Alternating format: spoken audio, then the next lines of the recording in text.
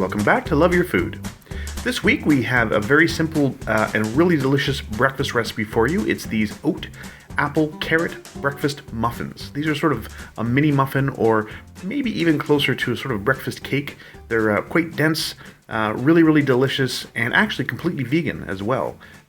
So let's go with our ingredients.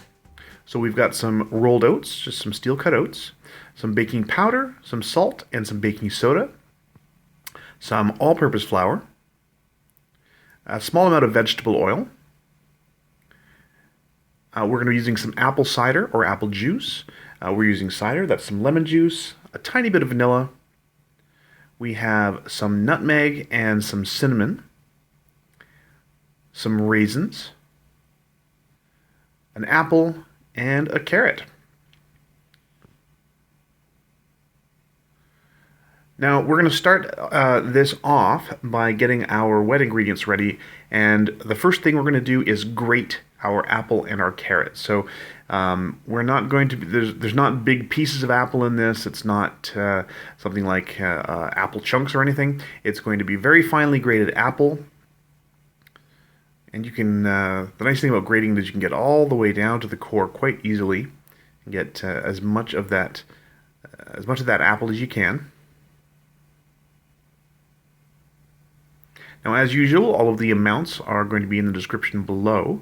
For the fruit and vegetables, what we're looking for is 2 cups in total for this recipe. So we're going to start with our apple and get as much as we can out of the grater. And we'll get our measuring cup, and the apple will go in first. And you do want to push it down a little bit. You want to make sure that it's a little bit dense. We want to make sure we have enough of our fruit and vegetable in here. So there's our apple. We'll give it a good push down, and then we'll start in on our carrot. Now, if your carrot is good and clean and you've given it a really good scrubbing, you can leave the skin on. We do recommend that. There's a lot of nutrients in the skin. Always a good idea, but if you prefer not to, you can peel these. That's fine. You can peel your carrot. Give it a quick go over with the carrot peeler. That's fine too. So we're going to use the same size holes as we did for the apple. We're going to make sure that's well grated all the way down.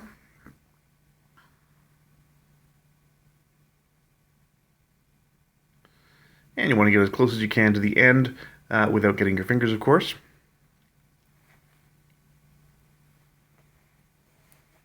And then that's going to go into our measuring cup along with the apple. And again, just want to give it a good little push down.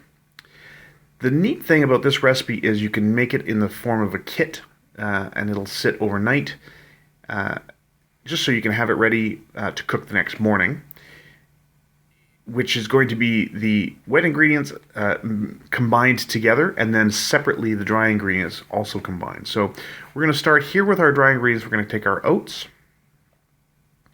our flour,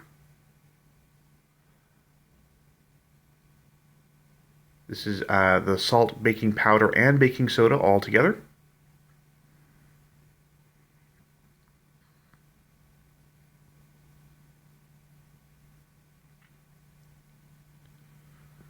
Now, normally for this, you might also add the spices as part of the dry ingredients, but we're going to add that to the wet to let it sit with the apple cider and the apple and cinnamon together with the raisins to let everything kind of meld together, get those flavors really going, sort of plump up the raisins with some of that juice, let everything get some flavors together. So here we're going to mix our wet ingredients together. So we're going to start with the apple and carrot.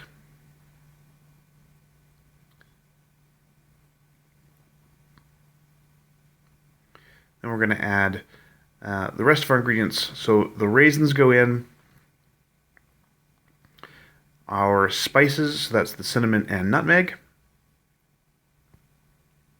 And of course you can change the spice mixture around if you prefer something like clove or allspice or anything like that in there. This is our apple cider. Again, this is some beautiful fresh apple cider we got from a local vendor here in Ontario. Just a dash of lemon juice.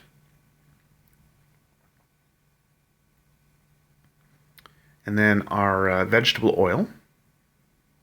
So we're just using canola oil here. You want to use a pretty neutral oil. You don't want to add something like olive oil to this, or it's going to give it quite a savory flavor. We just want a very neutral oil for this, so that's just plain regular vegetable oil or canola oil. So we're going to get this mixed together until it's all well combined. Now, if you do want it to sit for a while, you don't want to put it in a metal bowl to have it sit, because the apple is pretty acidic, and so is the lemon juice, so it'll start sort of leaching that sort of metallic flavor out of your metal bowls. So you want to store it in glass or plastic if you're going to let it sit for a while. So we do want this to sit for a while. We're going to let this meld together for a while before we add it to the dry here. Now, once you have added the wet to the dry, you do need to work pretty quickly here, so get as much as you can out of your bowl. But because there is a fair amount of acid in the wet and there is baking soda in the dry, you don't want this to sit around for very long. It'll start, you want to mix it very quickly. You may want to put on latex gloves for this, but you just want to get it done really, really quickly, and you should have your muffin tin already oiled. So you want just a little bit of vegetable oil on your muffin tin. You will see a little bit of foaming happening, and again, that's because you've got the acid from the lemon juice and the apple mixing together. And then the muffin method for mixing is very, very quick. You can see here, I'm going to show you the entire mixing process. It's very, very fast, and you see here, everything has come together already.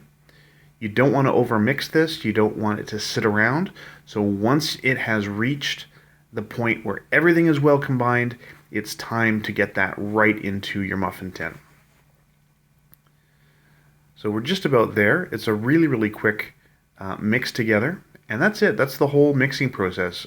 You don't want it to go much further than that, and you don't want to wait. So if you start your mixing, your oven should already be preheated, and your muffin tin should be oiled, because you don't want that sitting around. The oil will start to neutralize the baking soda, and you will get no loft at all. You get no lift or rising from your baking powder and baking soda. So once you've got your muffin tin filled, you don't want them filled too much. These are not big, like, muffin top muffins. They're quite small. That's why I call them mini muffins. And they do get some loft in the oven, but they will still stay fairly dense. So you can see here, this is about halfway through. They've puffed up a little bit, and we're going to just turn those around, which you don't need to do if you have a convection oven. This is just a regular oven. And here they come. So that is it. They're pretty much done now. If you touch them and you decide that they are not quite done, you can always add a little bit more time on there. You need to be careful when you're turning them, because if you're rough or you knock them, they will lose some loft. You will lose some of that air from the baking soda. So once they've cooled a little bit, you're going to take them out of the muffin tin and let them cool the rest of the way on just a regular cooling rack. These have a little bit of color on the bottom. They are cooked all the way through, and you can see here that is just about perfect. There's not any uncooked dough in the middle. They are really, really nice. They're, as I said, they're quite dense. They have a really great flavor. They are delicious and really sort of carry you through the morning. They're so rich in food. So that's it. They're really, really easy, delicious, and I hope you enjoy these. So if you like this recipe, please do like and subscribe. And if you have any recipes you'd like to see Chef Caleb try on the channel, please let us know in the comments below. And remember to love your food.